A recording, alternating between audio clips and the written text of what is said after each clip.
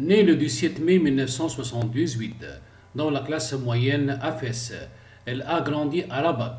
C'est en 2000 au cours d'un stage à l'ONA qu'elle rencontre Mohamed VI, rappel Jeune Afrique qui parle d'un véritable conte de Fès. Dans cet article, Jeune Afrique apporte une petite révélation. Ce serait Mohamed VI qui aurait choisi les tenues de son épouse lors des primaires cérémonies où elle devait l'accompagner. Dans un autre article de presse, l'hebdomadaire El Ayem avait rapporté le témoignage intéressant d'une institutrice qui avait sur ses bancs la jeune Salma Bennani, la fille du peuple, l'élève brillante devenue princesse et précédente fondatrice d'une des plus fortes associations de la société civile, la Fondation Lalla Salma, pour la lutte contre le cancer. Shedia Okash, enseignante en éducation islamique au lycée Hassan de Arabat, se rappelle d'une jeune fille simple et spontanée, très humble dans son comportement malgré ses résultats remarquables en classe. Son apparence était simple. Elle ne prisait pas les vêtements voyants et portait le plus souvent un jean et une chemise comme la plupart de ses camarades.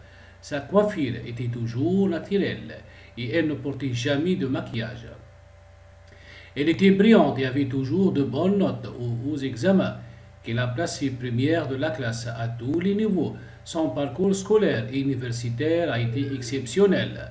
Après le lycée Hassan II, elle a fait ses classes préparatoires aux grandes écoles, au lycée Moulay Youssef, pour intégrer par la suite l'École nationale supérieure d'informatique et d'analyse des systèmes, ANSIAS à Rabat.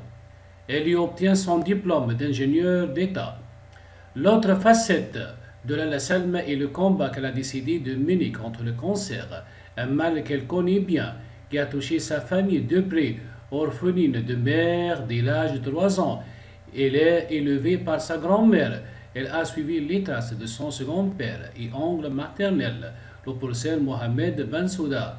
Son mentor et son conseiller, rapporte le journal, a été le premier à le suivre et à l'appuyer dans la grande aventure de la Fondation Lalla Salma pour la lutte contre le cancer. Son décès a causé beaucoup de peine à la princesse. Elle a redoublé d'énergie dans son travail, affirme El Ayem.